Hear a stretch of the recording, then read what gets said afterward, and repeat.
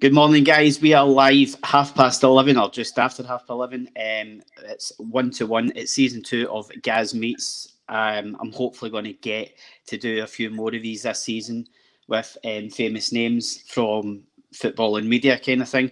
Today we've got Ali DeFoy, the host and voice of Go Radio, Glasgow's own radio station, and host of St Mirren TV. I want to firstly thank Club Badge FC. You know what?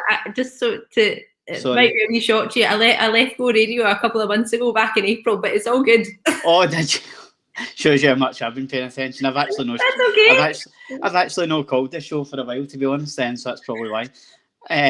But yeah, so Club Badge FC is our main sponsor. We're hopefully getting in touch with a few more sponsors to get on board. But go on and give them a like, guys. The official licensed suppliers of the Scotland national team. They supply all the badges and pins.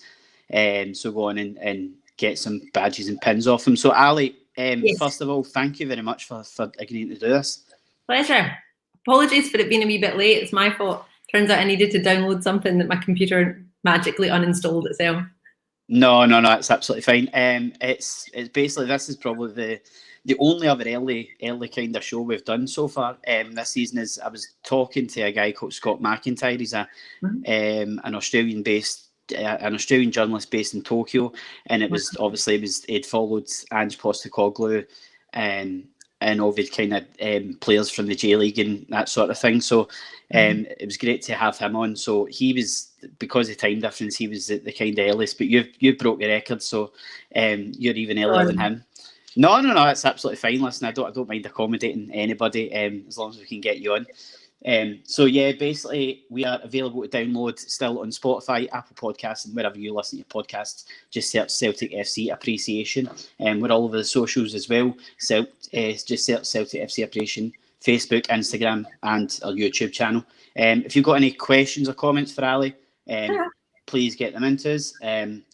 So Ali, firstly, we'll start with, as well as being super talented, you are obviously, football is your first love, and St Mirren is your first love.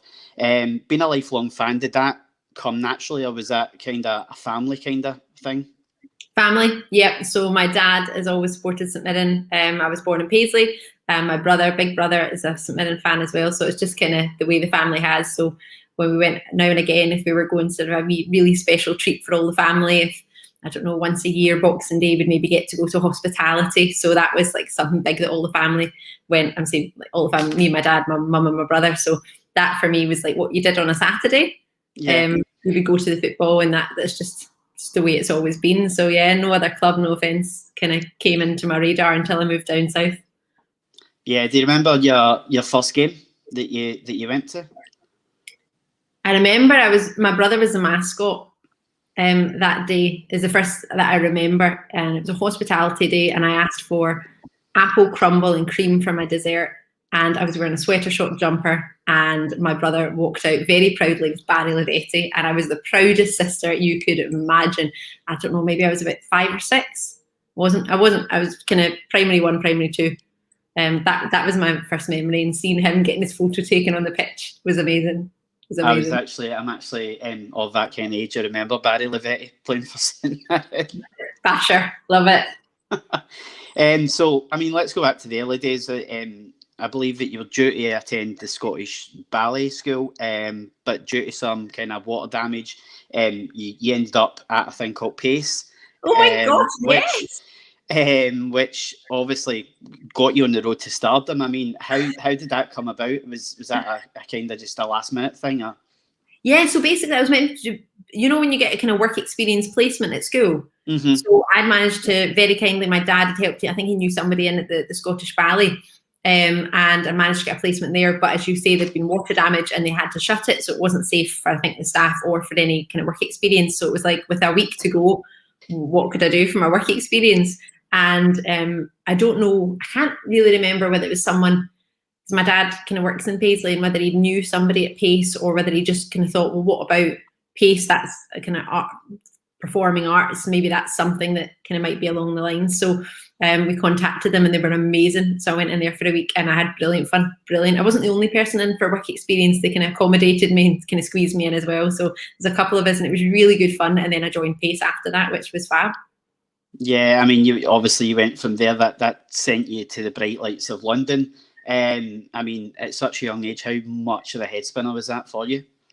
Well, I was 18 when I went to London. In between that, I went to the Dance School Scotland, which I have to say is the most incredible place. I learned so many life skills as well as sort of performing arts skills as well. So I did dancing, singing and acting there full time, but I also did all my hires in there as well. So it was brilliant because I could do study. I would go from maths, and then I would go to a ballet class, and then I would go to English, and then I would go to a tap class, and then I would go to chemistry. I don't know how I managed to do chemistry, but I did that, and then I would go into a drama class. So it was really awesome. So I was boarding there as well, because at that time Houston didn't have a bus link, so I couldn't get the bus into Johnson to get the train to Glasgow.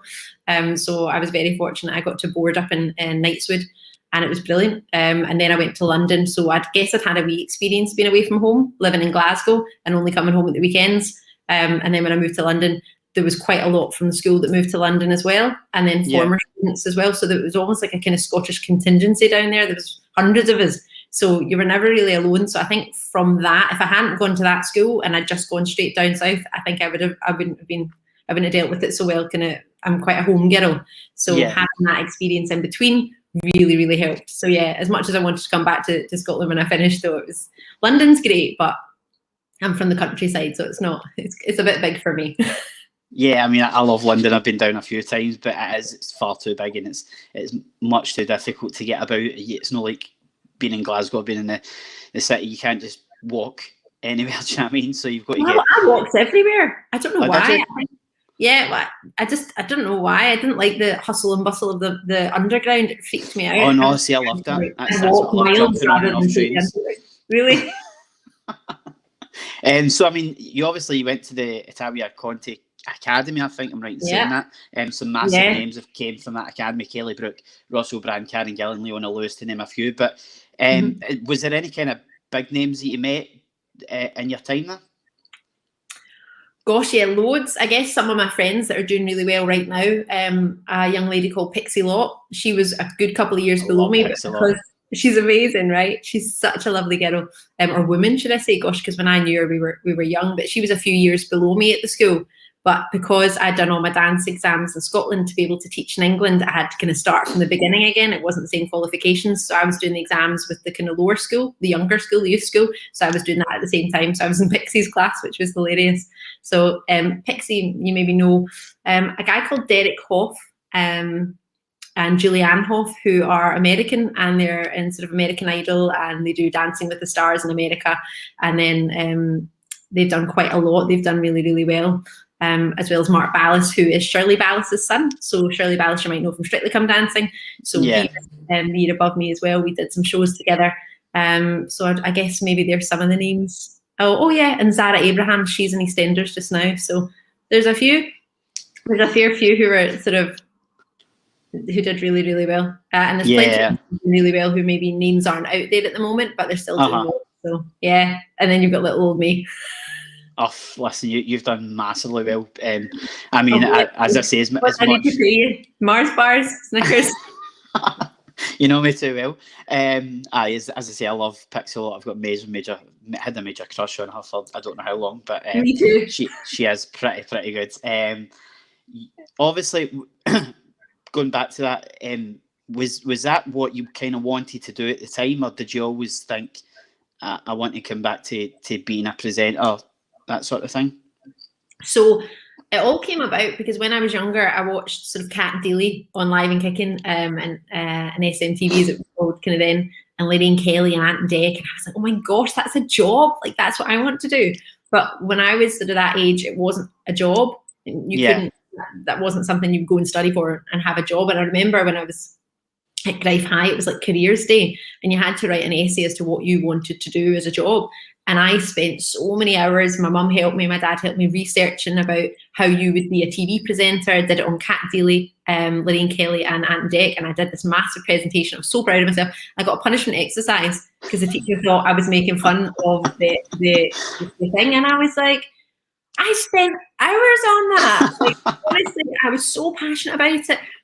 And within that research, I realised that Emma Bunton went to performing arts school, and these people who were doing really well went to performing arts school, and Sharon Osbourne, they all seemed to go to Italia Conti, and I was like, right, that's where I need to go. That's what I need to do. If I want to be presented, that's what I need to do.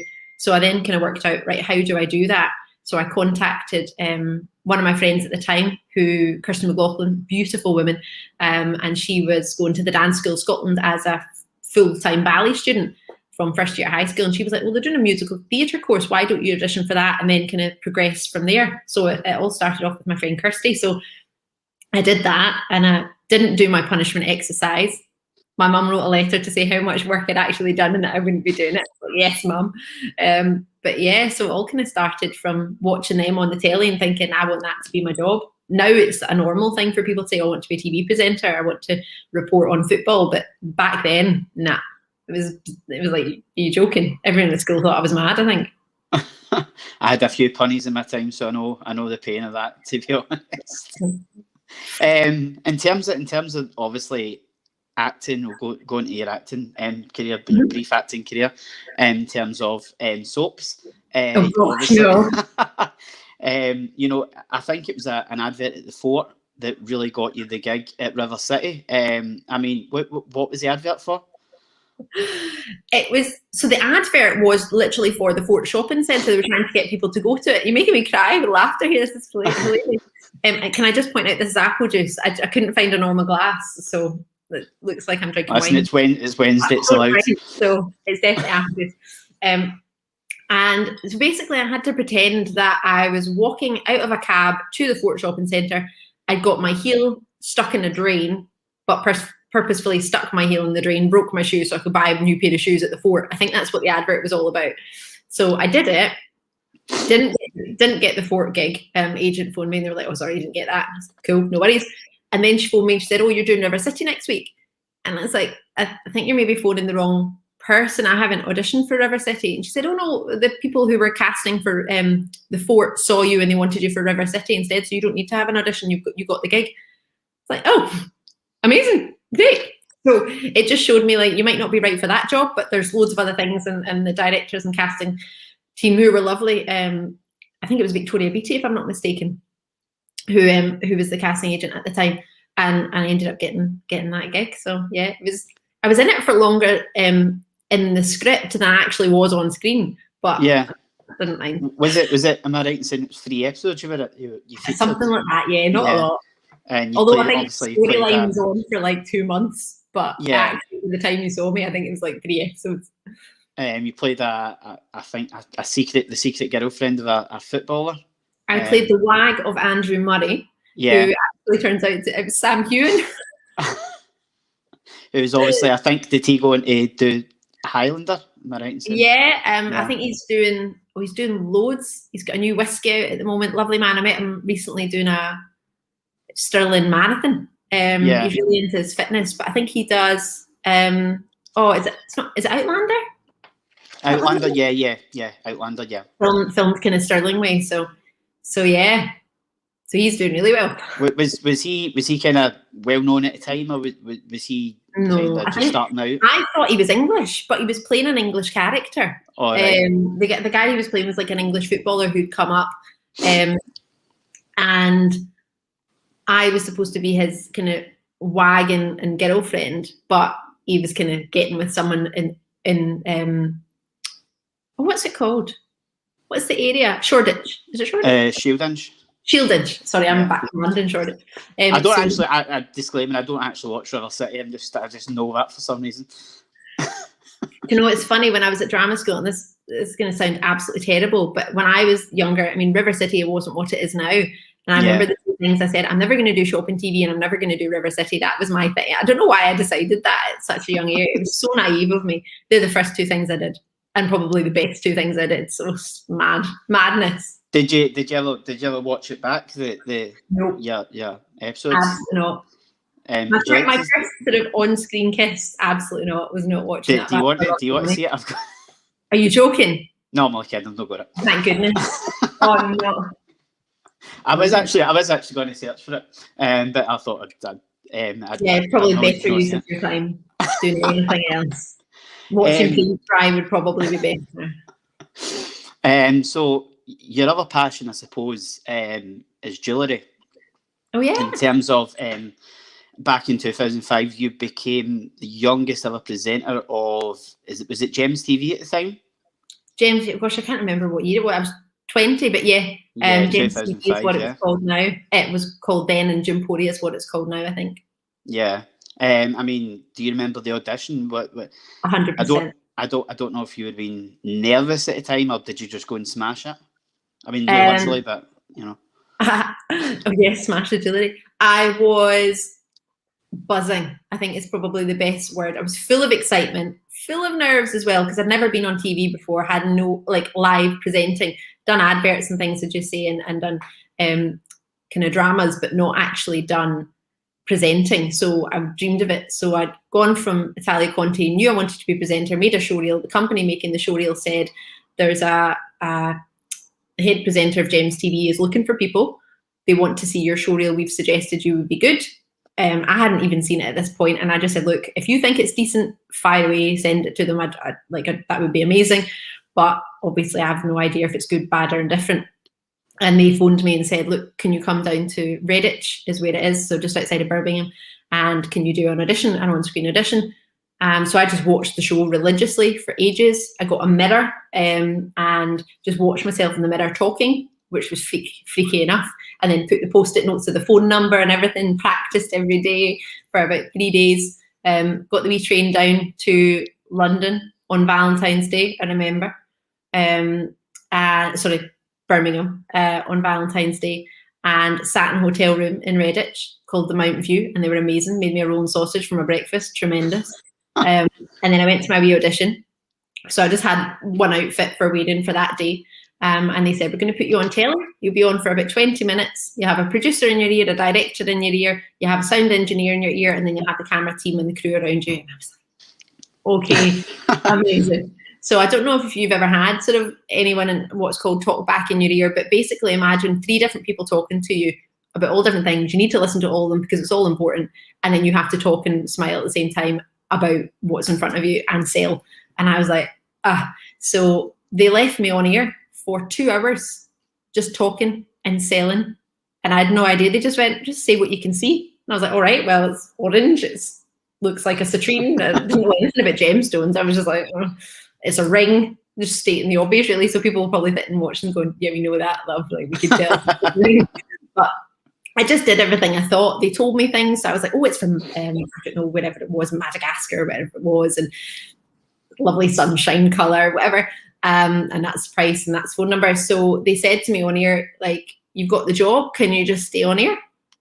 And so I'm like sitting on air. My mum was watching at home thinking there must be something wrong because she was only meant to be on for 20 minutes. It's like 2 hours later. She's still there. What's happening?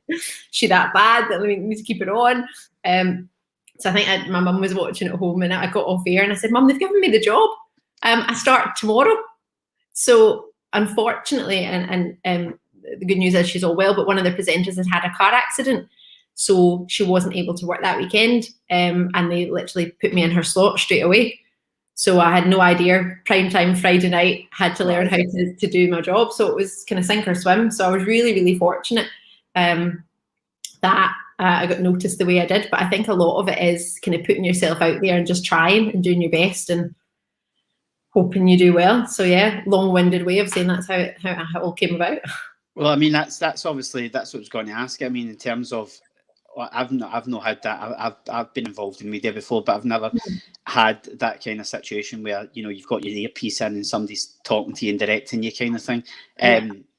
Did you have any kind of knowledge before of jewellery, or was it just a case of winging it on the day and people trying to tell you what the jewellery was like, kind of thing?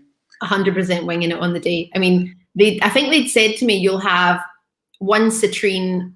You'll have a ring and you'll have a necklace and you'll have a bracelet. And I think it said one will be citrine, one will be amethyst, and one will be just the kind of run-of-the-mill gemstones that most people have heard of, maybe a ruby or something. So I knew about those 3, but that each one probably takes a couple of minutes. So after those 3, I had no idea. So 2 hours later, I'm just looking at it. I'm just like, no idea what this is. I think it's a diamond. But they just had to tell me in my ear and say, look, you've got however many of these. It's come from this place.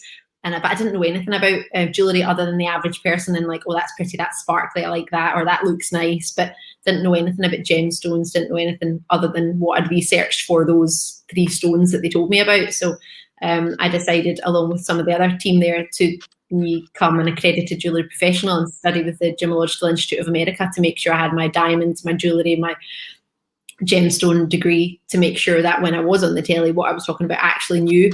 So I didn't at the start. Now I'm fully qualified. Yeah, I mean, obviously, I think you spent a total of, if I'm right in saying, something like 15 years down south working kind of thing, right. And all in all, and to do with jewellery. And I think you'd done a thing for Aston Villa. Was it Aston Villa TV or Aston Villa's hospitality? So it was for it was a birthday event and a launch event for them. They have a restaurant, or had a restaurant. I don't think it's there now anymore, unfortunately, called the VMF restaurant.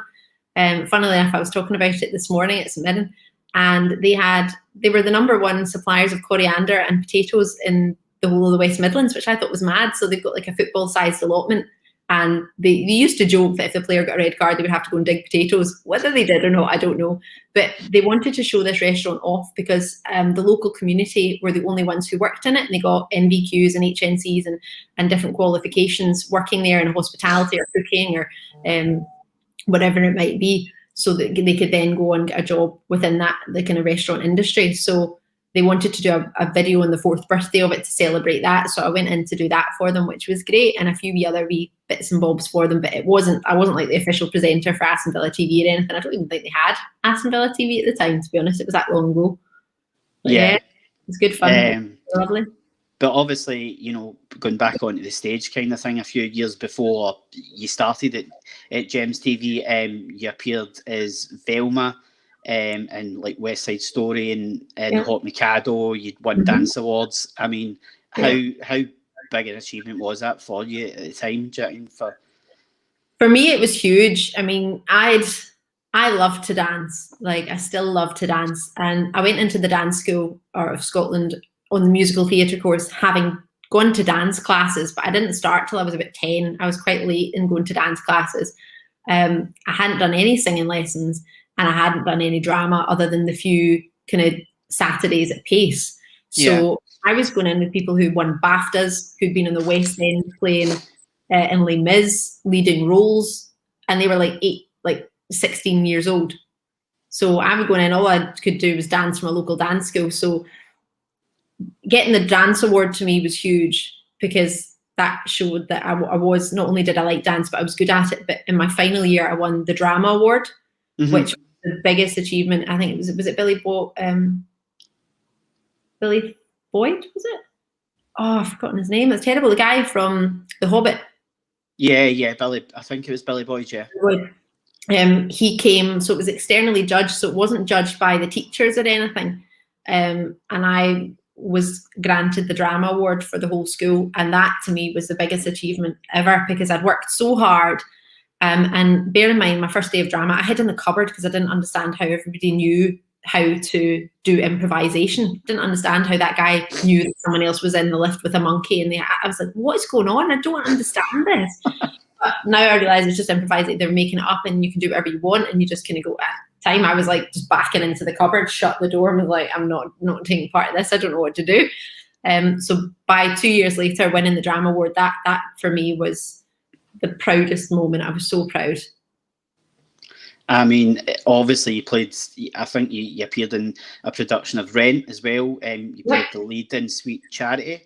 At the Italia Conti Academy.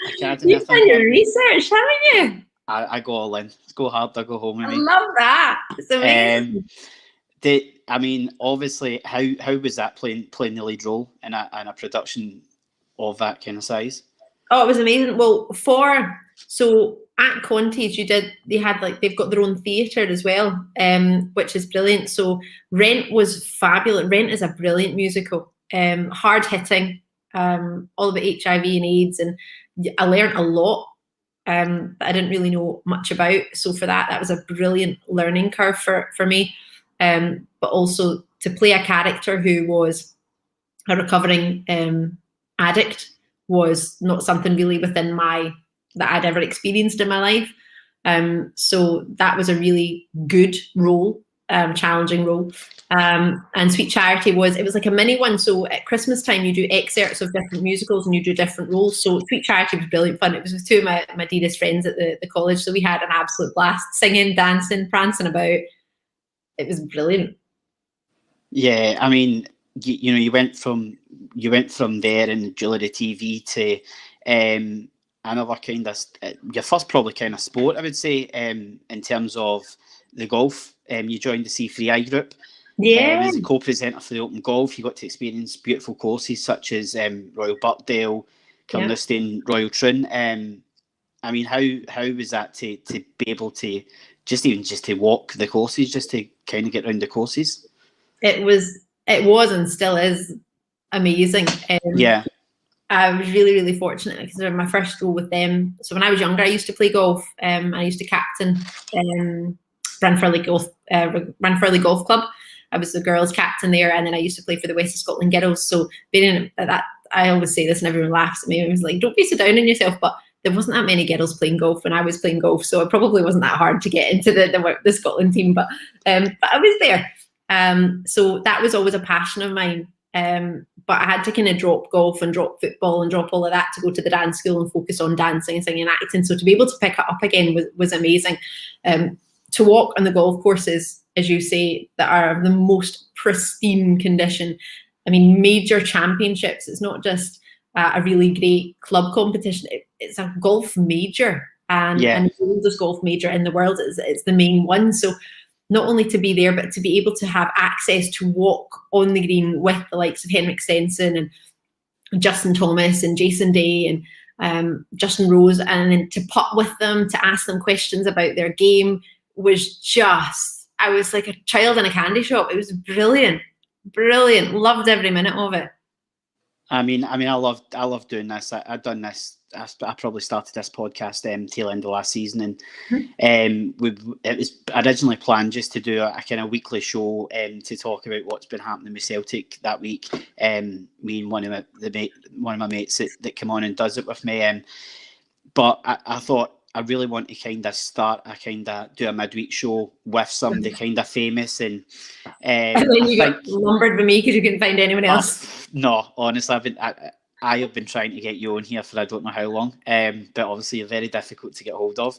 No, not to get a hold of, just to get a day off. Yeah, exactly. Try and find time in your schedule. I mean, I think the first show we done, it was a musician, an Irish musician we had on during lockdown. We had a lot of musicians on the page during lockdown, performing for us every Saturday night kind of thing, and Rebecca McRedmond, she came on and she was really kind of surprised by how the interview went. She was quite surprised. I think she thought it was just going to be a friendly kind of chat between the two kind of thing, but and then obviously I went from there and got like Fran Alonso, I got Rory Hamilton, who'd I get? I done a Scottish Cup reunion with Tom Boyd and Darren Jackson 30 years on from the Cup final. And then obviously this season we've had Rob Douglas on. So as I say, I love to interview people, and I can see that you obviously do as well. You've interviewed some of the best golfers in the world: Martin Kaymer, Dustin Johnson, Tiger Woods. Who was your favourite? Can you pick a favourite that you interviewed? Between Martin Kaymer and Henrik Stenson. Yeah. So Martin Kaymer is hilarious. He's really, really funny. And he's really enjoys making fun of himself, which is really nice for an interviewer because you can ask him loads of different questions and he's got loads of great fun answers. And then obviously he's very good at golf. And then Henrik Stenson, he's got quite a dry sense of humor. Yeah. And he's just brilliant. If you so do your research and you're well prepped, which I always tend to be, or at least I hope interviews feel that way, like you. And he's just wonderful to work with.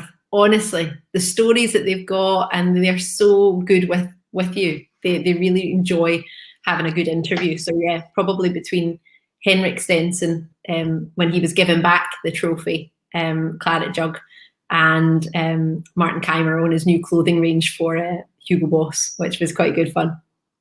Oh, that's amazing. I mean, I can't even imagine like having that kind of role, just to be going about interviewing people during golfers and sportsmen.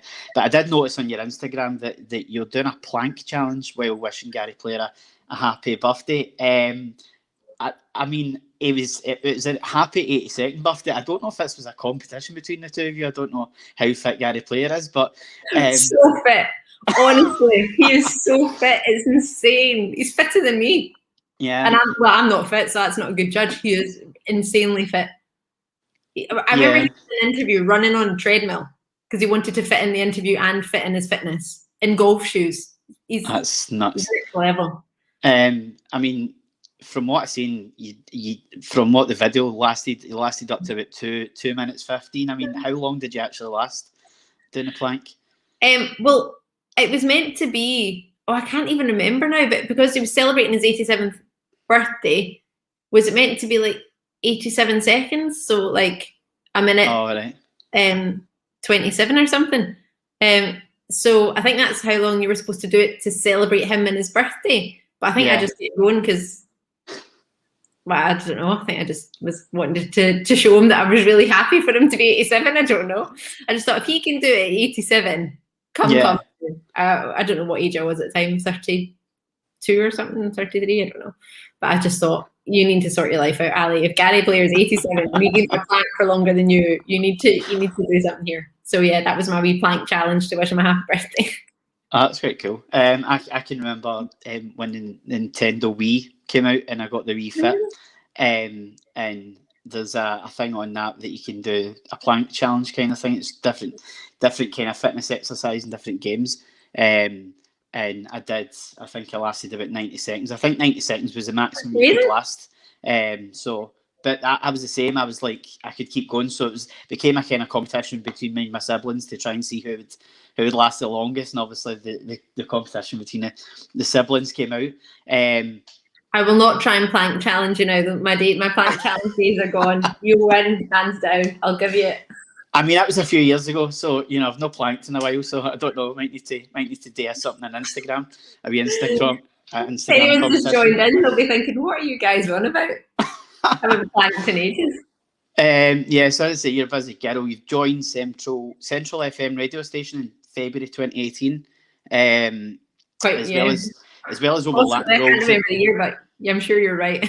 As well as overlapping roles at Wave FM in Dundee. Was Central FM in Stirling? Is that right? Am I saying? Yeah. Yep. In Stirling, yeah.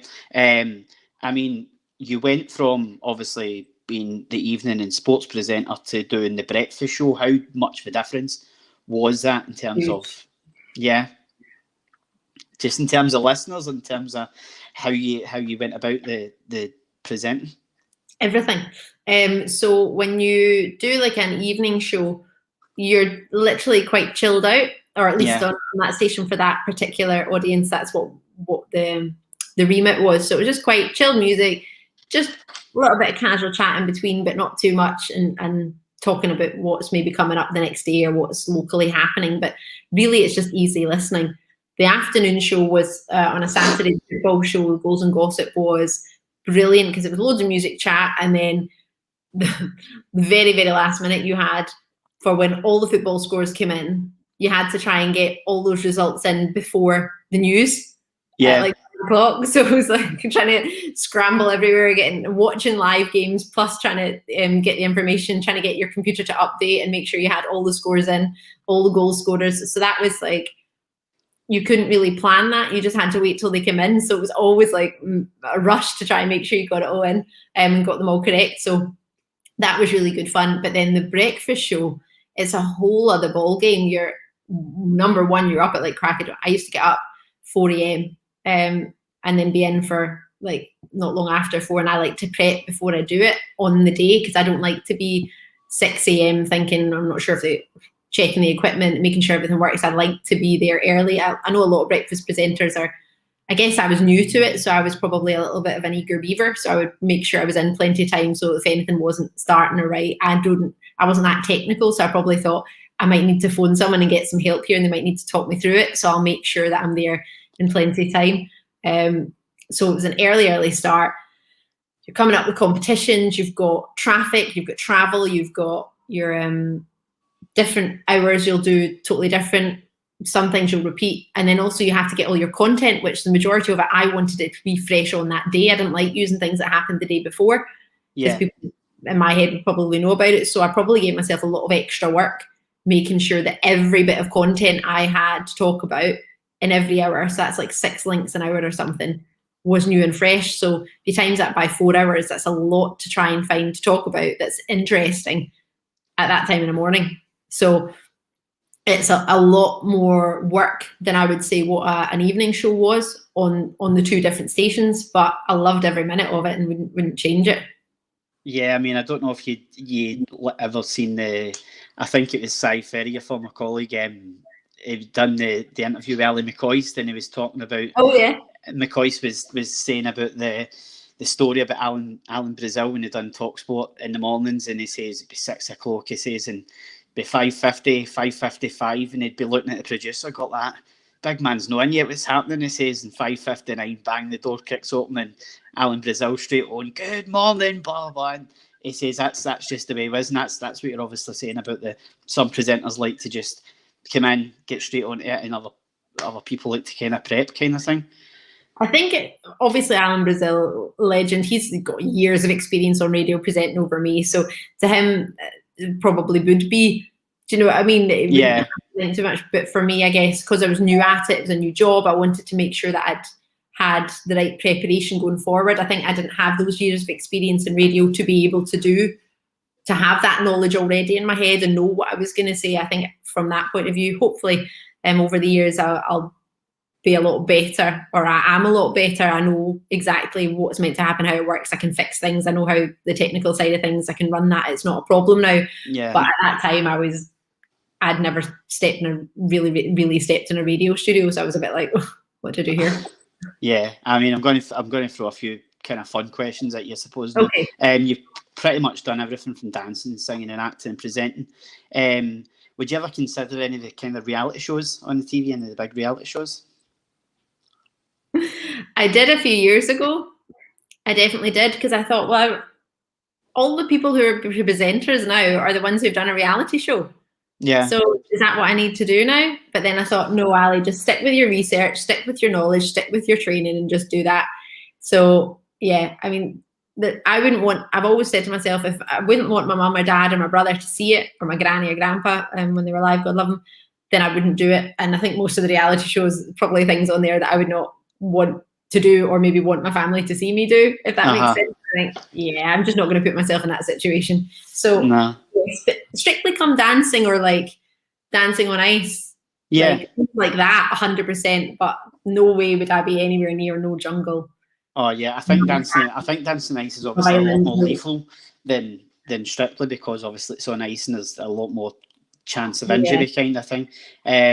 For me, I applied 3 times for Big Brother. Really?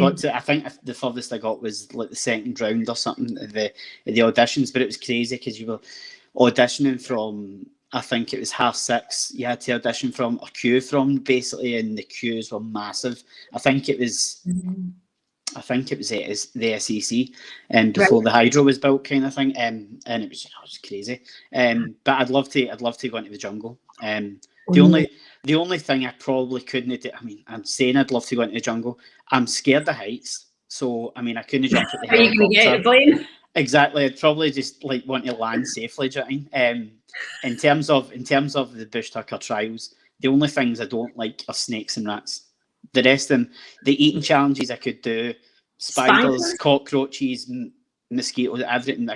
I could handle all the wee creepy crawlies, but spiders and rats, or snakes and rats rather, I could not deal with. But I'd love to be able to do that. Well, I hope you will one day. Well, I need to become a celebrity first. If you do a normal version of the show, maybe. Where would your dream destination be if you had, blank checkbook? Where would your dream destination be? For like a holiday, or to live, or? Yeah, just either a holiday or just to live. I'd love to go to Bali. Yeah. For some reason, I want to go there for a month and become a yoga instructor. not to actually teach yoga to anyone, but just to do it. Yeah. That would be amazing. So probably go there, just have a month of chilling out, zenning out, and just learning yoga, and then come back. That'd be brilliant. I think that actually sounds amazing. I mean, just in terms of the beaches and the blue sea and all the rest of it, I think that would be amazing. You're hosting a dinner party. You've got 3 empty seats. Celebrity-wise, dead or alive, who would your guests be? Oprah Winfrey, because I imagine she'd have some epic stories. Cy Ferry, because he's a ledge. And he's always full of fun. And Alex Ferguson. That's a good shout. I can remember when I met Cy Ferry, when I came over to the studio, and he thought I was Lee Griffiths. When he came in, I think he came in late. And he thought it was Lee Griffiths at one point. Do you have a celebrity crush? Is there somebody that you would say, no. Really? No? I've only ever had one celebrity crush. Well, 2, I tell a lie. And one was Usher, and then he cheated on his girlfriend, so I didn't like him anymore. Oh, well. And I think the other, when I was a young celebrity, well, it was probably some Mirren player, to be fair. I don't know if that classes as a celebrity. Yeah. Shuggy Murray. Yeah, Hugh Murray. Mine would be Emma Willis or Pixie Lott. Yeah, Emma Willis or Pixie Lott. I was actually thinking Pixie Lott. Yeah, she could just sing me to sleep, to be honest. So April 2020, you obviously became part of the Go Radio team. How exciting was it to launch a brand new radio station? Oh, massively exciting! So much fun. Really, really good. Some great presenters on there, and then also, as you say, I've had some great colleagues and some brilliant guests. Honestly, it was so much fun. Really exciting. Not something obviously I'd done before, producing as well as presenting, as much as I'd produced and presented down south for shopping TV, football, totally different ballgame. So yeah, that was really, really exciting, and something that was slightly out of the blue, because I've been working up at Carnoustie Golf Links as well, in between at Wave, helping there as their head of marketing communication. So that again came out of the blue, just from somebody said, look, you've done this, we think you'd be really good. So lots of different things, and I like to take challenges. I don't like to sort of shy away from things if I think, I maybe could help with that or do that or learn. I like to be a sponge and learn as much as I can. So all these different opportunities coming up are amazing, and I relish in them, really enjoy them. But yeah, it was really special indeed. Yeah, and then obviously quickly Glasgow. So yeah, exactly. As I say, it's literally across the road from me, so it's pass by it all the time. But somebody actually pointed something out to me. It was the fact that, and I'd never noticed this, the fact that the Go Radio sign is in red, but Go usually means green. You associate Go with green, so I think that's what stands out when you see the sign outside. I think that's for Glasgow's own. Yeah, and I think because the colour it stands out a lot more. But it used to be my local. And I still miss it. So it's got a lot of good memories for me, that place. But I mean, you joined the Go football team. I would say pretty soon after. I suppose when you work with guys like, Cy Ferry, Barry Ferguson, even Rob McLean, Paul Cooney, I mean, it's doing something that you're so passionate about. It must not seem like work. No. Although at the same time, there's a lot to do in producing. Yeah, I can imagine. Yeah. But yeah, I know what you mean. Cy and Barry, absolute dream to work with. They were so much fun.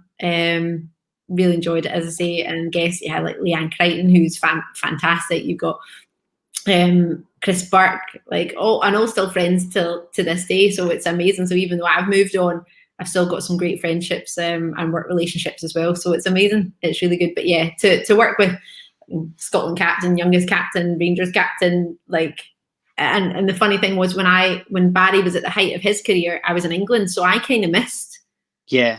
If that makes sense. So it's also for me was getting to see not only, I knew his name, but I didn't really know much about his career, because at that time I was probably following St Mirren and following Aston Villa because I was living in England, so I was kind of supporting them. So I kind of missed most of the highlight, apart from when it came to Scotland games. So it was really good for me to sort of get insights to him and his career and the way from his point of view, rather than knowing a former, well, this is what I read in the papers, or this is what I think, or this is how it's going. So that was quite good. It was really good fun. And Silas, I mean, I can remember when I met you guys for the first time. Obviously, I'd won the competition, the PlayStation 5, and I think you and Barry came out from down the corridor, and you introduced yourself first, and then Barry was like, "How you doing? I'm Barry Ferguson," and I kind of almost laughed as if I know who you are, kind of thing. But that's just the kind of character he is, do you know what I mean? Yeah, lovely guy. Yeah, I mean, so obviously I think you've been massive into your music. You've done some music shows, obviously, with Wave FM and that sort of thing, and Go Radio. What is your go-to music? Oh, mine is so eclectic. Honestly, such a mad mix. But most of my friends laugh at me because the music I listen to is like Spanish. Yeah. I don't know why, but I love listening to Spanish music. Makes me feel like I'm on holiday. Everyone says when they're in my car, they're like, we literally feel like we're in Spain. We're on holiday. I just like having fun holiday vibes. So kind of Spanish music. And then I love a bit of everything. Love a bit of country, love a bit of pop, R&B, everything. Honestly, St Mirren songs, anything. Is there anybody massive that you've interviewed in the music world, or is there anybody that you would like to interview? Loads of people I'd like to. Loads of people I'd like to. Big. Probably one of my favourite was Craig David. He was brilliant because he's quite into his gemstones, which never would have known. So we had loads of chats about gemstones and crystals and sort of the healing powers of them, and football as well. So he was brilliant, having a chat with him and Sigala when they had a new single out a couple of years ago. So that was really, really good fun. And that was my first sort of live radio interview. Yeah. So for that to be with them, that was brilliant. And then it wasn't an interview, but I got to work with them when I did the Brits years ago, Snoop Dogg, Pharrell Williams and Gwen Stefani. And for me, that was just like, wow. And Robbie Williams, of course, was there as well. But that sounds terrible. Like, Robbie's brilliant, don't get me wrong. But it was so amazing to see Gwen Stefani. She's an absolute true pro. And Snoop Dogg's just as chilled as you like. He was just funny. But yeah, that was for me. I didn't interview them, but I was there as a dancer, and that was such a cool experience. I was still at college at the time, and that for me was just like, wow, literally, wow, Gwen Stefani, what? I mean, everybody knows who Ali DeFoy is now.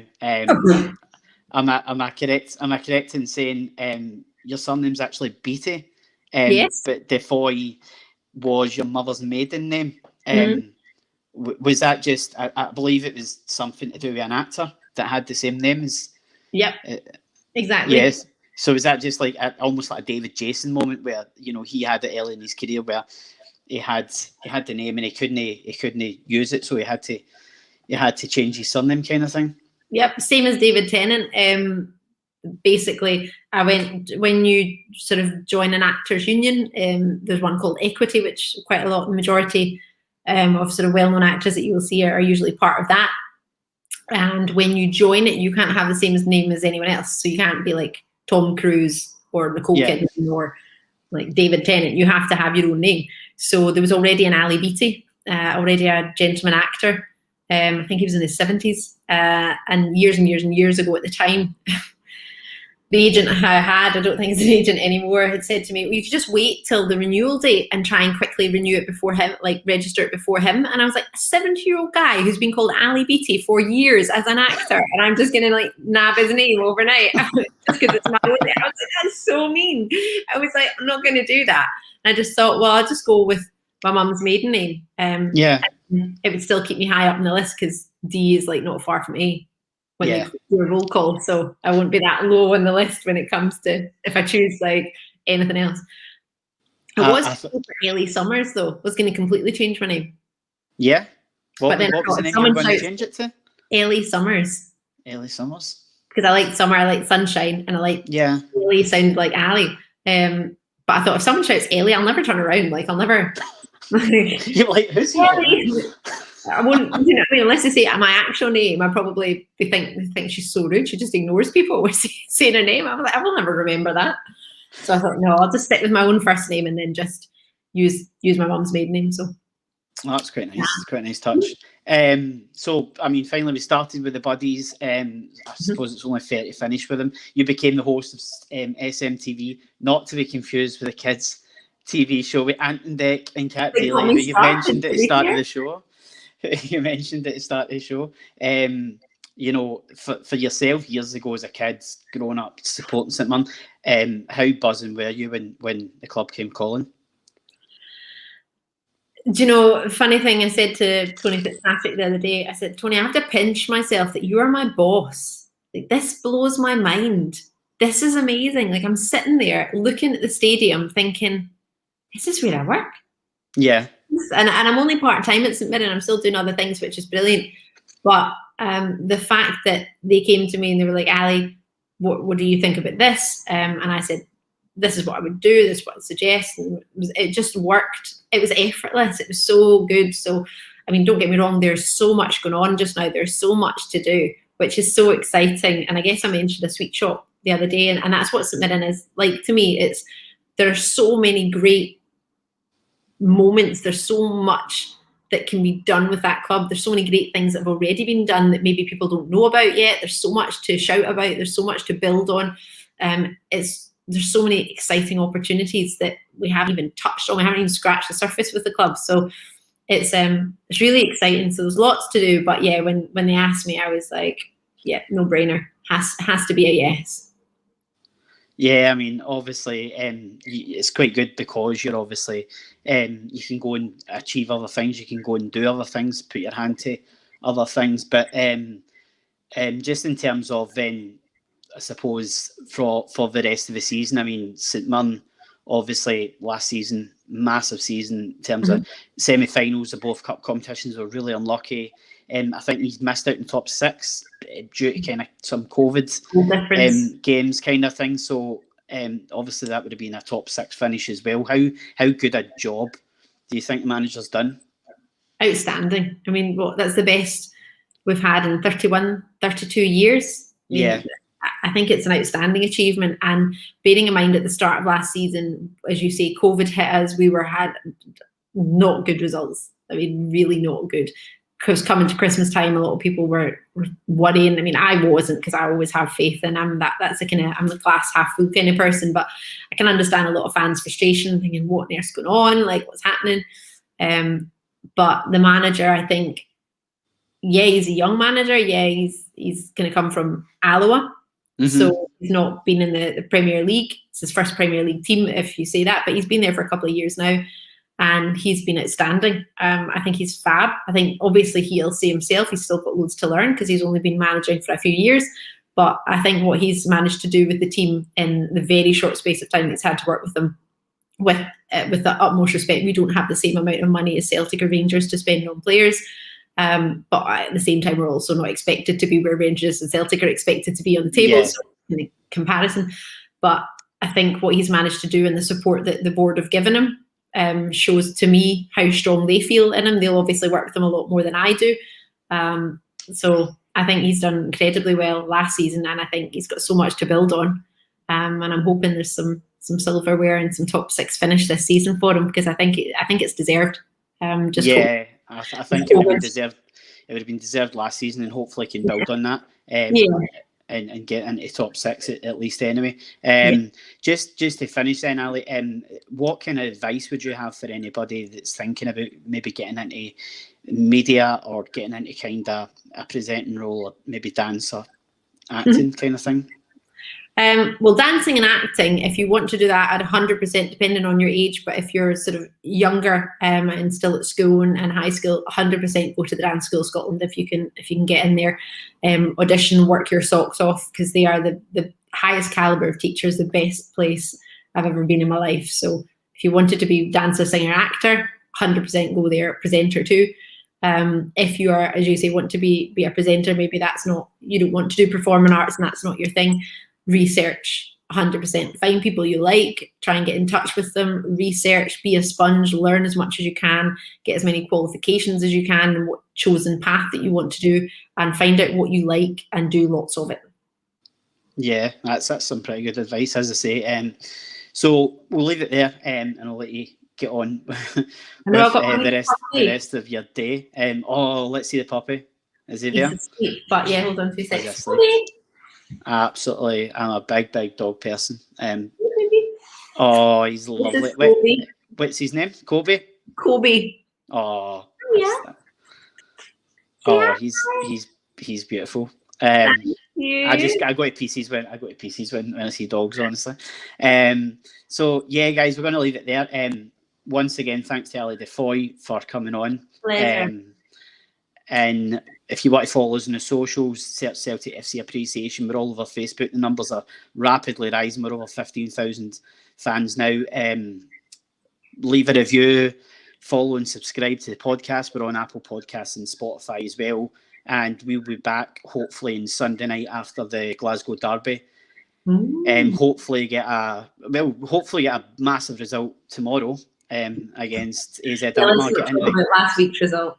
Get into the group stage. I know, I'll not put you through it, don't worry. So yeah, hopefully we'll get through against Alkmaar. Hopefully we'll get a result at Ibrox on Sunday, and me and Paul will be back on Sunday. But in the meantime, Ali, thank you once again for coming on. Pleasure. Thank you for having me. It's been great fun.